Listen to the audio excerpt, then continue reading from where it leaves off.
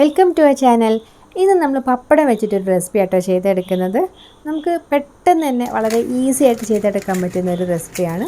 കറിയൊന്നും ഇല്ലാത്ത സമയത്ത് നമുക്ക് ഒരുപാട് ജോലിയൊക്കെ ചെയ്യാൻ മടിയൊക്കെ ഉള്ള സമയം ഉണ്ടാവില്ല. അപ്പോൾ അങ്ങനത്തെ സമയത്തൊക്കെ നമുക്ക് ചോറിന് തട്ടിക്കൂട്ടി ഉണ്ടാക്കാൻ പറ്റുന്ന ഒരു റെസിപ്പിയാണ്. അപ്പോൾ അതിനായിട്ട് ഇതുപോലെ ഞാൻ 5-6 പപ്പടം ഇതുപോലെ ചെറിയ ചെറിയ പീസായിട്ടൊന്നും ഇങ്ങനെ പൊട്ടിച്ചെടുത്തിട്ടുണ്ട്. അപ്പോൾ ബാക്കി വന്നിട്ടുള്ള പപ്പടമൊക്കെ വെച്ചിട്ട് ട്രൈ ചെയ്ത് നോക്കാൻ പറ്റുന്ന റെസിപ്പിയാണ് കേട്ടോ. അപ്പോൾ ഇതുപോലെ ഞാൻ ചെറിയ ചെറിയ പീസാക്കിയിട്ടൊക്കെ ഒന്നിങ്ങനെ പൊട്ടിച്ച് വെച്ചു. പിന്നെ ഇനിയിപ്പോൾ നമുക്ക് മിക്സിയുടെ ജാറിലേക്ക് 1 കപ്പ് തേങ്ങ ചിരവിയാണ് ഞാൻ ചേർത്ത് കൊടുത്തിട്ടുള്ളത്. പിന്നെ ഇതിലേക്ക് 3 ചെറിയ ഉള്ളി, 3 വറ്റൽ മുളക്. അപ്പോൾ എരിവ് കൂടുതൽ വേണമെന്നുണ്ടെങ്കിൽ ഒന്നും കൂടെ ചേർത്ത് കൊടുക്കാം കേട്ടോ. പിന്നെ ചെറിയ കഷ്ണം ഇഞ്ചി, ചെറിയ 2 പീസ് ഇഞ്ചി ഇട്ട് കൊടുത്തിട്ടുണ്ട്. പിന്നെ 2 തണ്ട് കറിവേപ്പില.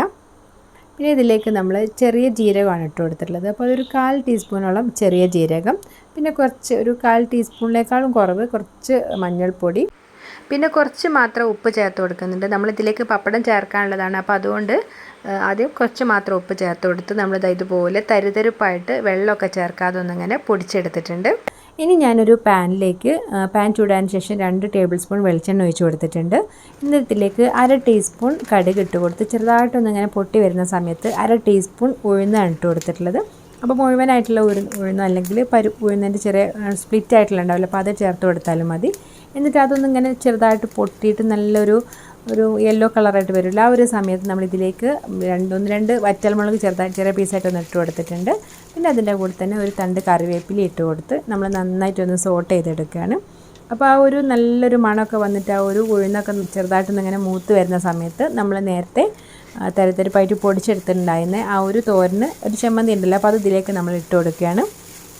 ഇനി നമ്മളിതെല്ലാം കൂടെ നന്നായിട്ടൊന്നിങ്ങനെ ചെറിയ ഫ്ലെയിമിലാക്കിയിട്ടൊന്നും ഇതുപോലെ ഒന്നിങ്ങനെ വറുത്തെടുക്കുന്നുണ്ട്. ഒരുപാടങ്ങ് വറക്കില്ല, ആ ഒരു തേങ്ങയുടെ ചെറുതായിട്ടൊരു പച്ച ചുവയൊക്കെ ഒന്നിങ്ങനെ മാറുന്ന വരെ ഒന്നിങ്ങനെ റോസ്റ്റ് ചെയ്തെടുക്കുക. എന്നിട്ട് നമ്മൾ ഫ്ലെയിം ഓഫ് ചെയ്യാണ് കേട്ടോ. ഇനി നമ്മളിതിലേക്ക് നേരത്തെ ഇങ്ങനെ ചെറിയ ചെറിയ പീസായിട്ട് പൊട്ടിച്ച് വെച്ചിട്ടുണ്ടായിരുന്ന പപ്പടം കൂടെ ചേർത്ത് കൊടുക്കുകയാണ്. അപ്പോൾ ഫ്ലെയിം ഓഫ് ചെയ്തതിൻ്റെ ശേഷം മാത്രം നമ്മൾ പപ്പടം ചേർത്ത് കൊടുക്കുക, അല്ലാന്നുണ്ടെങ്കിൽ എല്ലാം കൂടെ അങ്ങ് കുഴഞ്ഞു പോകും.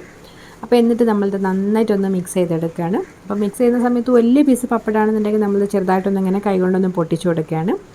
അപ്പോൾ അങ്ങനെ ഞാൻ എല്ലാം മിക്സ് ചെയ്തൊക്കെ റെഡിയാക്കി എടുത്തിട്ടുണ്ട്. നമുക്ക് വളരെ പെട്ടെന്ന് തന്നെ ചോറിന് കറിയൊന്നും ഇല്ലാത്ത സമയത്ത് നമുക്ക് കുഴച്ച് കഴിക്കാൻ പറ്റുന്ന വളരെ സിമ്പിളായിട്ടൊരു തോരനാണ്.